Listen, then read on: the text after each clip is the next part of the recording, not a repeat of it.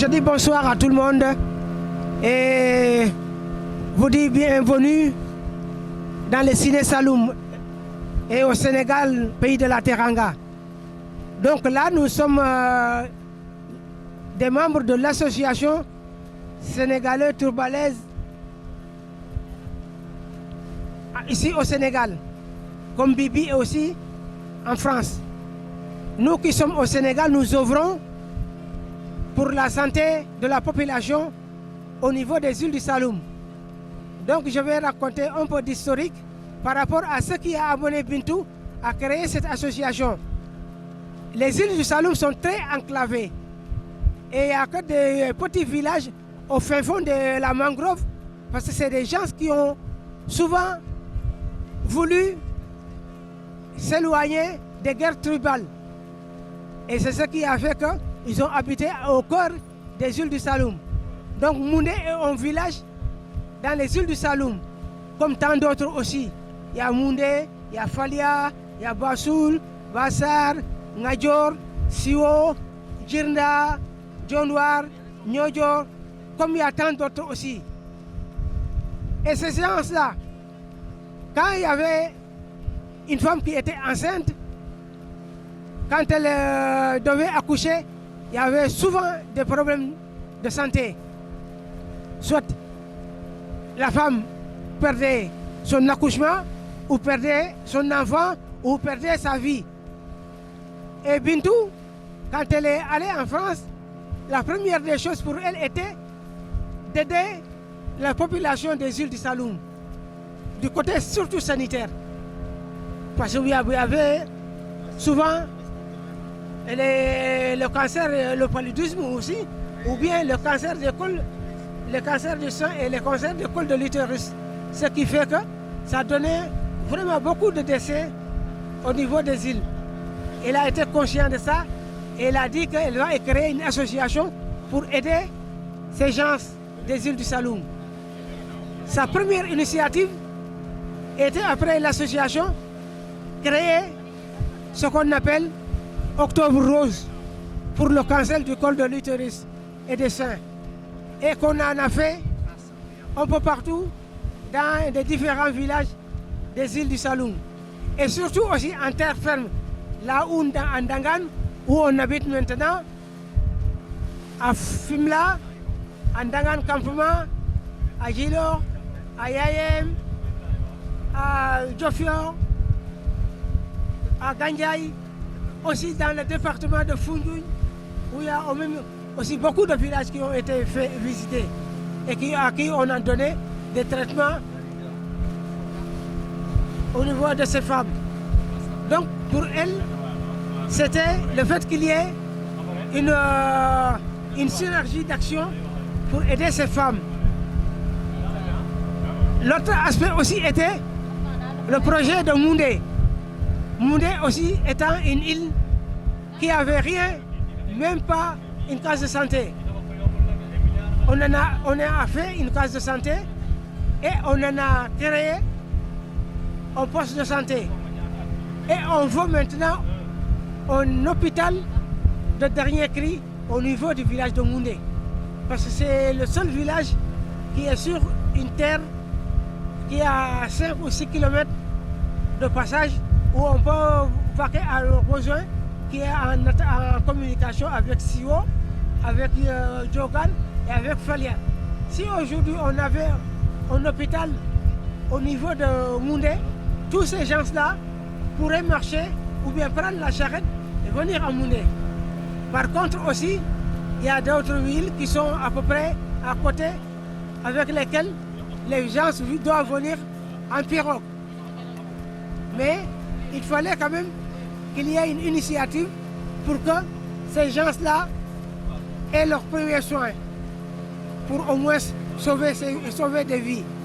Et donc ce qui a fait que son projet initial c'est Moundé surtout, comme je l'ai dit. Mais à Falia aussi, il y a des membres de l'association qui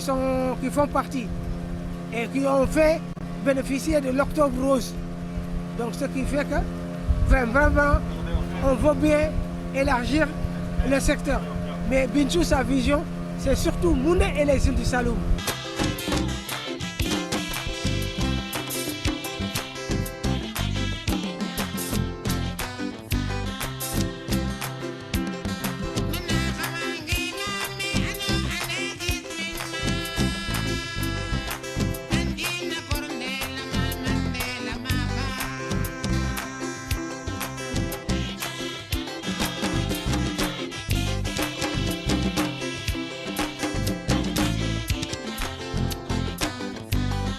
Pas refait?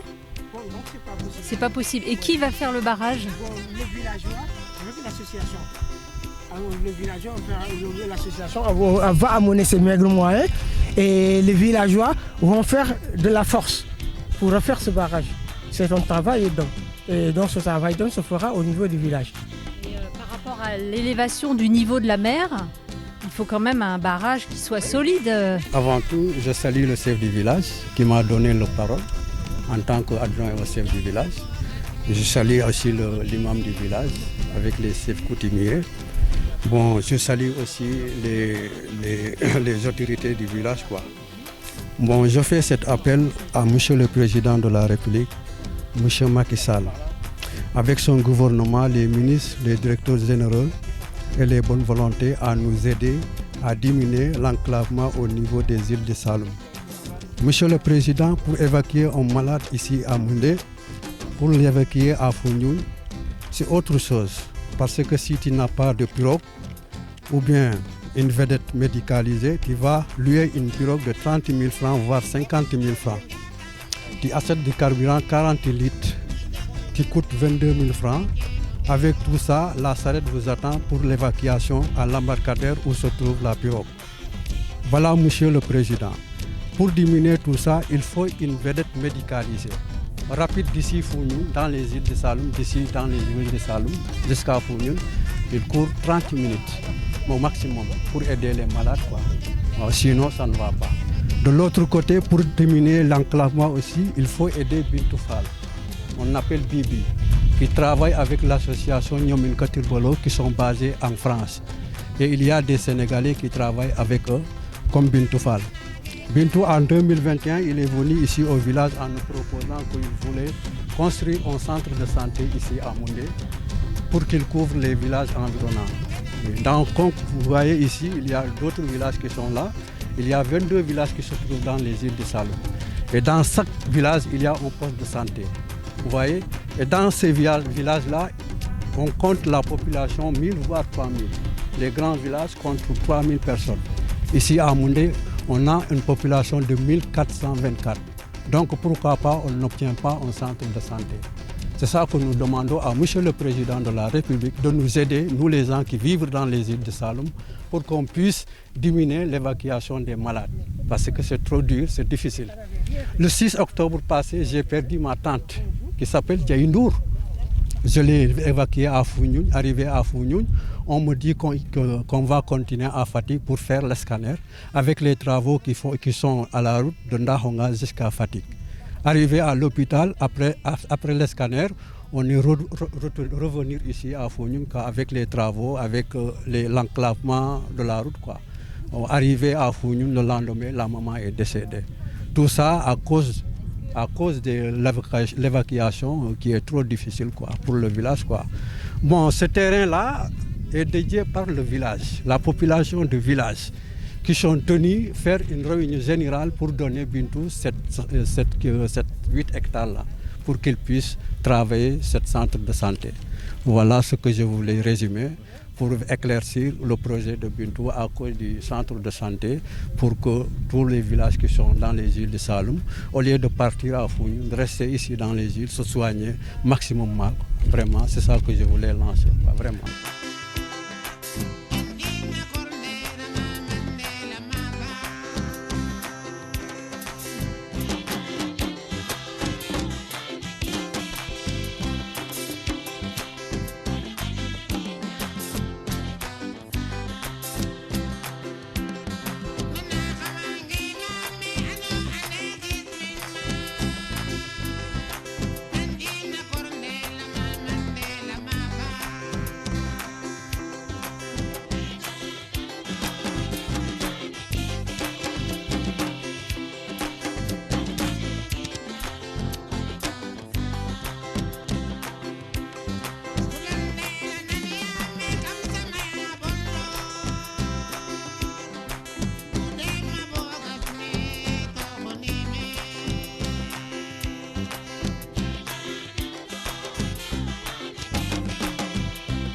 liñ ci gisit Bintu suñu raq la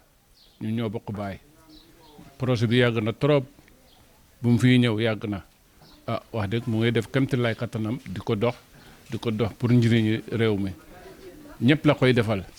waaw ñëpp la koy defal ko boppam dëkk ñëpp la koy defal kon boog ñu ngi koy sant bu baax a baax waaw lu ñu bëgg daal na yàlla mi nga xam ne mooy def lépp moo mun lépp yàlla tax daal mu sotti ak jàmm ñu fekke ko ñun ñi nga xam ne ñun ñoo ciy wax ñu fekke ko ak jàmm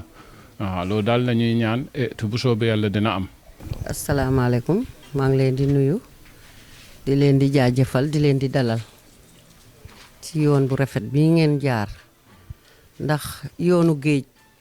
coonoo ngi ci mbégtee ngi ci ñun nag bég nañ trop si projet bii nga xamante ne Bintu Fall moo ko jiite parce que diñ ci gis suñu bopp bu baax a baax ñëwoon nañ fi ñëwaat fi kon am nañ ci kontaante bu baax saka jigéen yi ndax ñu ngi ciy wax suñu jafe-jafe te jafe-jafe yi ñu ngi ciy teg seen tànk ñu ngi ciy am yaakaar it defoon nañu fii consultation bu cancer bi tax na ba ñu lu bari dafa réeroon si suñu île yi waaye lu bari si projet bii la sulee ñu ko parce que ñu bari xamuñu ko woon te ñu bari yàlla jël na leen si loolu mais projet Bintu Fall bii moo tax ba lu bari génn ba ñu xam yoon bi ñu war a teg suñu tànk kon projet bi ñàkkul njëriñ ci suñu île yi yal nañu yàlla jàppale ci projet bi ba liñ ci séentu yal na ko yàlla def yal nañu yàlla jàppale ci Bintu Fall ndax xale la boo xamante ne dafa juddoo ci île bi gi dem ba nga xam ne gis na ci njëriñ gestu îlam ndax doom joo gis bu demee jàngi ba ñëw balaa ngay gestu dara da nga war a gestu fi nga dëkk waaw dem liggéey ak ñi mu war a liggéey gestu ci île yi ba nga xamante ne am si nañu yaakaar ci li ñu waxoon bi ngeen fi ñëwee ci yoon bale ne dinañu liggéey hôpital fii loolu itam ñu ngi ciy am yaakaar bu baax a baax yal nañu yàlla jàppale ci loolu ba mu am ndax ñun sonn nañu dañoo sonn mais sonn boobu yal na ko yàlla dindi ci loxo Bintu Fall ci darajey yonente bi sallallahu alayhi wa sallam di leen jaajëfal yéen ñi nga xamante ne yéen ay ñëw di daw si di ñu xettali di wax di ñuy waxal ñuy dégg ñii di dégg ñii duñu dégg waaye yal na ñëpp dégg te sonn nañ de sonn nañ trop waaye yal na Bintu Fall gëstu ay askanam man mii askanu Bintu Fall laa Bintu Fall amul ñaari maam benn maam dong la yaayam moo jóge fii sëyi fale sa maamam moo sëyi fale sama maam sëy si fii waaye benn ndey lañ man yaayam laa Bintu Fall yaayam laa benn maam moo ñu jur kon bu ko yàlla tekkilee boobu ñu gis ci moom yaakaar buñ ko jàppalewul nga xam ne ñun ay jaam lañ waaye yal na ko yàlla jàppale jërë ngeen jëf ñii amuñu seen fay dañu wax ne tubaab rek moo war a dugg àjjana man loolu laay wax tubaab moo war a dugg àjjana parce que tubaab li muy liggéey nit ku ñuul du ko liggéey tubaab am na yërmande dinay jàppale jigéen lu ne tubaab moo koy def mais nit ku ñuul li muy def ci bariwul di dindi seen alal di ko jox askan bi di dindi seen alal di ko liggéeyal askan bi pour ñu wér kon loolu kenn amul fayam ñii yal na leen yàlla jàppale ngeen waxal ñu ne ñii am nañ ci ñoom yaakaar bu baax a baax ndax ñii amuñu seen fay fii comme ay gouvernement bi lim fii def bariwul loo gis projet yi ñoo koy indi ak tubaab yi ñoo ñuy indil ba nga xamante ne ñun ñu ngi gis ci suñu bopp bu baax kon ñii amuñu seen fay ngeen waxal ñu ne amuñu fay ci seen projet bi ngeen dégg ko bu baax xaw ma dégg ngeen olof xaw ma déggu leen olof waaye ñu ngi leen di jaajëfal bu baax a baax parce que projet bi ngeen di indi fii da ngeen ko liggéey ñëw jox ko askan bi te ñun ñu ngi liggéey gouvernement Sénégal mu ngi liggéey mais ñoom ci seen liggéey lañ koy jëlee di ko joxe ci askan bi kon amuñu seen fay yal na leen yàlla jàppale. li ñu nekkoon démb ak barke démb rek la ñu nekk ba léegi di leen di sàkku ndimbal di leen di massawu coono ndax loo gis ci àdduna rek coono la ndax man mii di wax ak yéen nii bu ma neexoon ngeen fekk ma ca géej gi fi may liggéey moo ma gënaloon beneen xam ne lu ñuy daj ca fajar bu ñuy xëdd la ñuy jóg ba léegi te fi ma jógee nii bu may wàccee ci togg reer laa jëm kon xam nga ni coono yi metti nañu ñun li ñuy sàkk ndimbal mooy ñun jigéen yi dañoo sonn dañoo bëgg ñoo xam ne ñoo war a dimbale tey Bintu Fall alhamdulilahi rabbil alamin man mii di wax ak yéen Bintu alhamdulilahi rabbil alamin bu ngeen gisee Bintu feeñ bu ma newoon man maa tax déedéet Bintu suma nawle la ñun ñoo doon ànd guddi ak bëccëg xamante nañu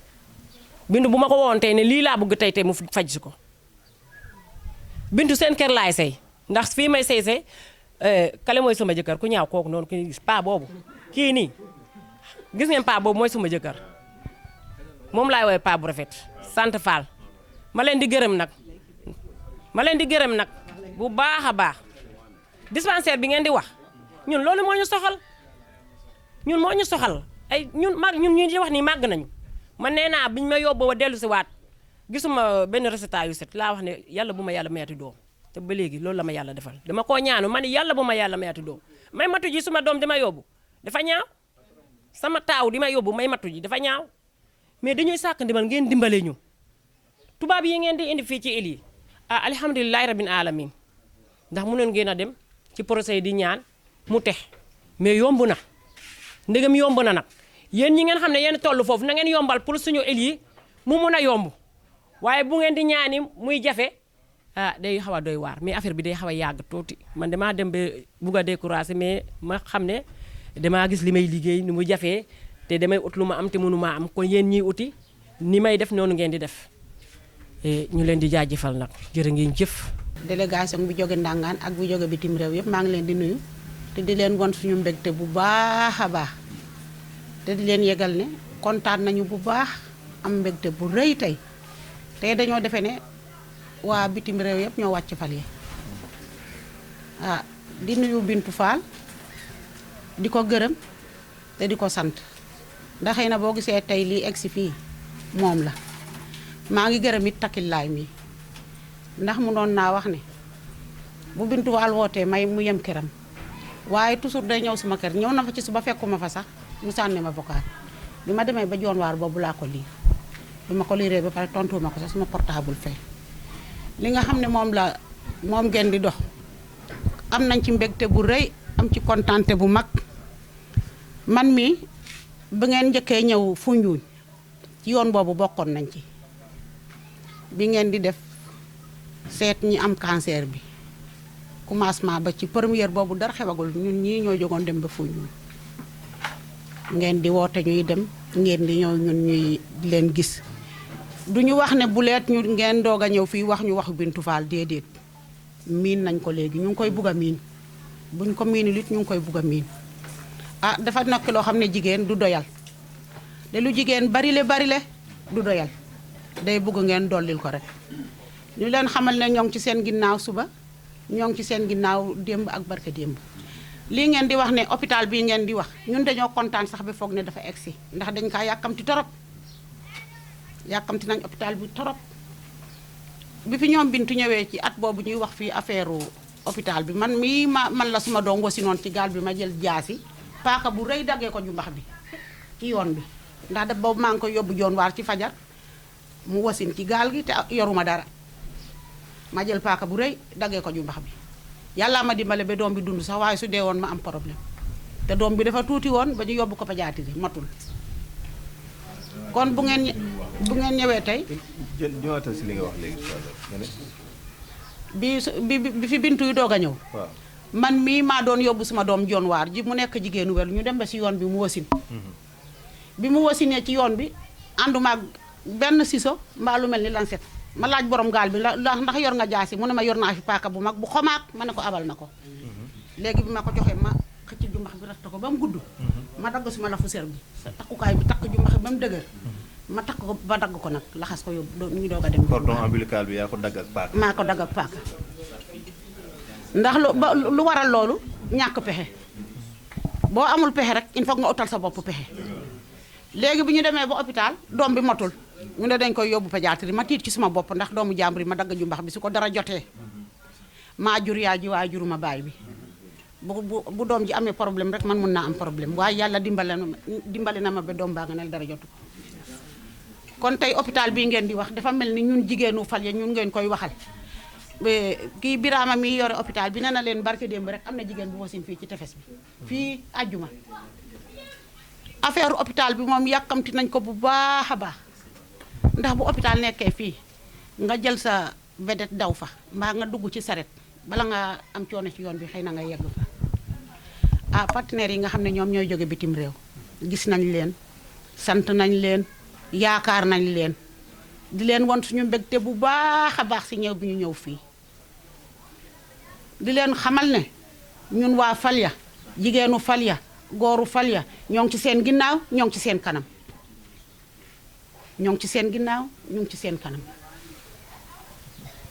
ñun nag wax dëgg yàlla sonn nañ de problème mu hôpital moom sonn nañ ci torop même jigéen yi ma àndaloon ci suba dañoo waroon a def visite ñiy def écho waaye dañoo dem ñiy joor waar ñiy ñoo joor sonn nañ torop ñoo ngi sàkku ndimbal bu baax a baax di leen sant di leen gërëm di leen wax ne yal na leen yàlla teg ci yoonu jàmm fu ngeen jublu yal na fa yiwu yàlla aw